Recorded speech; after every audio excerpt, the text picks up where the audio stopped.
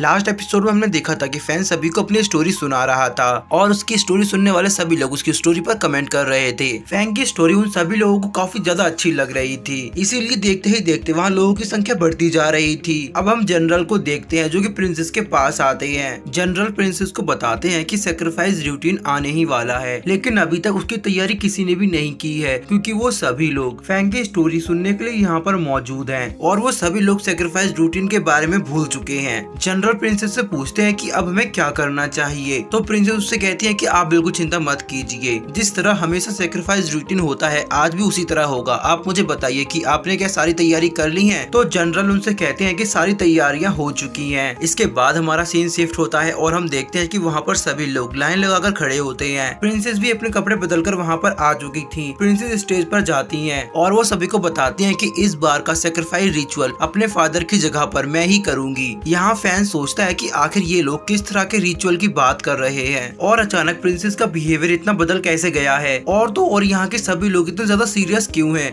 आखिर यहाँ चल क्या रहा है? इसके बाद हम देखते हैं कि प्रिंसेस फैन को स्टेज पर बुलाती हैं। इसके बाद प्रिंसेस अपने सामने रखे टेबल पर से एक काले कपड़े को हटाती हैं जिसके नीचे एक टर्टल का सेल होता है। इसके बाद प्रिंसेस सैन को एक शॉट देती हैं और कहती है कि हमें तुम्हारे ब्लड की जरूरत है। तो ये सुनकर सैन प्रिंसेस के नजदीक जाता है और वो कहता है कि क्या तुम पागल हो गई हो? तुम चाहती हो कि मैं इससे अपने हाथ को काट कर तुम्हें खून दूं? तो प्रिंसेस उससे कहते हैं कि तुम्हें ज्यादा हाइपर होने की जरूरत नहीं है, हमें बस तुम्हारा थोड़ा सा ब्लड चाहिए। तो ये सुनकर फैन जनरल की ओर देखता है तो जनरल भी उसको ऐसा ही करने के लिए कहते हैं। तो फैन प्रिंसेस से वो स्वॉर्ड लेता है और अपने हाथ को काटने की कोशिश करता है, लेकिन वो काफी डर रहा था, उसके हाथ कांप रहे थे। तो ये देखकर प्रिंसेस उसे धक्का देती है जिसकी वजह से उसका हाथ कट जाता है और उसका ब्लड टर्टल के सेल पर जाकर गिरता है। तो प्रिंसेस उससे कहते हैं कि तुम्हारा इतना ब्लड काफी होगा, तुम काफी बहादुर हो। तो फैंग उससे गुस्से में बोलता है कि अब तुम कुछ भी मत बोलो, तुमने मुझे धक्का क्यों दिया? और वो प्रिंसेस से पूछता है कि अब इसमें आगे क्या होने वाला है और आखिर तुमने मेरे ब्लड को इस पर क्यों डाला? तो प्रिंसेस उससे कहती है कि क्या तुम्हें इसके बारे में कुछ भी नहीं पता? तो फैंग सोचता है कि आखिर मुझे कैसे पता होगा और वो प्रिंसेस से कहता है कि कुछ समय पहले मेरी याददाश्त चली गई थी, इसीलिए मुझे कुछ भी नहीं पता। तो प्रिंसेस उससे कहती है कि कोई बात नहीं, ये बस एक तरह का टेस्ट है जिससे हम किसी भी मार्शल आर्ट वॉरियर की पावर का अंदाजा लगा सकते हैं और इससे हमें ये भी पता चल सकता है कि तुम्हारी मार्शल आर्ट किस एप्टीट्यूड की है। और मैंने जब तुम्हें देखा तो मुझे लगा कि तुम्हारे अंदर काफी टैलेंट है, इसीलिए इस टेस्ट के लिए मैंने तुम्हें बुलाया था, क्योंकि कोई भी ऑर्डिनरी पर्सन इस टेस्ट को कंप्लीट नहीं कर सकता। इस टेस्ट में तुम्हें ऐसा महसूस होगा कि तुम्हें बहुत सारी चैनों से बांध दिया गया है और तुम्हें उन सबको तोड़कर आजाद होना है। इसके बाद प्रिंसेस फैन का हाथ देखती है और वो कहती है कि देखो तुम्हारी चोट अपने आप हील हो रही है। इसके बाद प्रिंसेस उससे कहती है कि मुझे लगता है कि तुम हमें काफी अच्छा सरप्राइज दे सकते हो, क्योंकि तुम्हारा फिजिकल टैलेंट तो काफी ज्यादा रेयर है ही, इसके अलावा तुम्हारी इनर स्पिरिचुअल पावर भी काफी अमेजिंग है। उसकी बात सुनकर फैंग को सोचने लगता है। तभी प्रिंसेस सभी से कहती है मुझे लगता है कि फैंग के अंदर फिजिक्यू ऑफ ताइसुई है। तो ये सुनकर वहाँ खड़े लोग काफी हैरान होते हैं और खुश भी होते हैं। तभी फैन उससे पूछता है कि तुम्हारे कहने का क्या मतलब है? तो प्रिंसेस उसे बताती है कि नेचुरली तुम्हारा क्यूआई ब्लड में ट्रांसफर हो सकता है, जिसकी वजह से तुम्हारे पास सेल्फ हीलिंग की पावर है और इसी वजह से तुम्हारे पास मौका होगा कि तुम और भी जंजीरों को तोड़ सकते हो। इसके बाद प्रिंसेस सभी को बताती है कि एप्टीट्यूड को 4 भागों में डिवाइड किया गया है, जिसमें पहला होता है लॉन्गॉन जो कि ड्रैगन पावर को बिलोंग करता है, सेकंड ग्रेट फिनिक्स की पावर्स को बिलोंग करता है, तीसरा टाइगर और चौथा लेजेंडरी हॉर्स की पावर्स को बिलोंग करता है। इसके बाद प्रिंसेस टर्टल के सेल को उठाती हैं और वो देखती है कि फैन के अंदर किस तरह का एप्टीट्यूड है।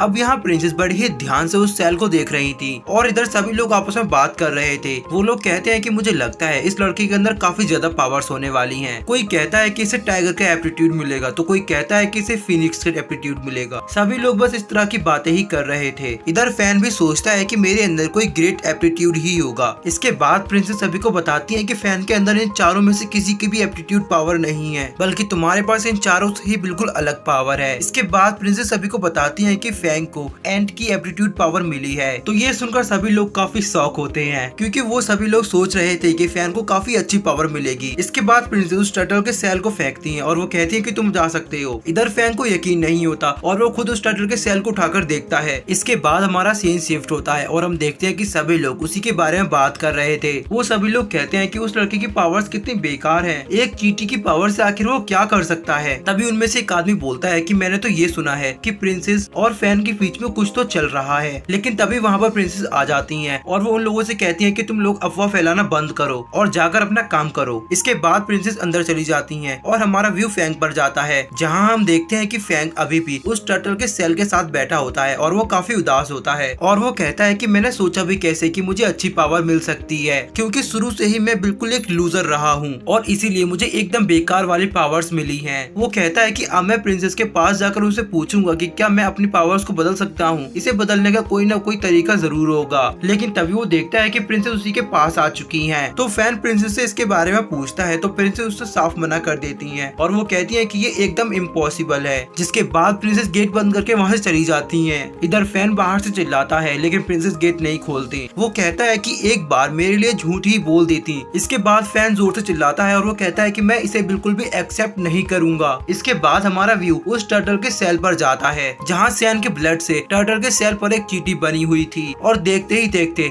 वो चींटी एक क्रैब में बदल जाती है, जिसके बाद वो टर्टल का सेल टूट जाता है। इसके बाद हमारा व्यू कुछ और लोगों पर जाता है, जहाँ एक ओल्ड मैन एक लड़के को फैंग के बारे में बता रहा था। तो वो लड़का कहता है कि मैंने सुना है उसके बारे में, उसकी पावर्स तो एकदम बेकार हैं। तो वो ओल्ड मैन उसको बताता है कि हमने ये भी सुना है कि उस लड़के और प्रिंसेस के बीच में कुछ तो चल रहा है और लोग तो ये भी बातें कर रहे हैं कि वो दोनों एक दूसरे को पसंद करते हैं। इसके बाद वो ओल्ड मैन कहता है कि क्या हमें लिंक फैमिली को इसके लिए सजा देनी चाहिए। तो वो आदमी ओल्ड मैन से इसके लिए मना करता है और वो कहता है कि मैं उसी ओर जा रहा हूँ, तुम कुछ तोहफों का इंतजाम करो। इसके बाद हमारा सीन शिफ्ट होता है और हम देखते हैं कि प्रिंसेस उस आदमी के लिए चाय बना कर लाती हैं। लेकिन तभी वो आदमी प्रिंसेस को पकड़ता है और वो कहता है कि ये बहुत बुरा है, तुम यहाँ होकर भी यहाँ नहीं हो। इसके बाद वो आदमी प्रिंसेस को गौर से देखता है और इसी के साथ हमारा आज का ये एपिसोड यहीं एंड हो जाता है।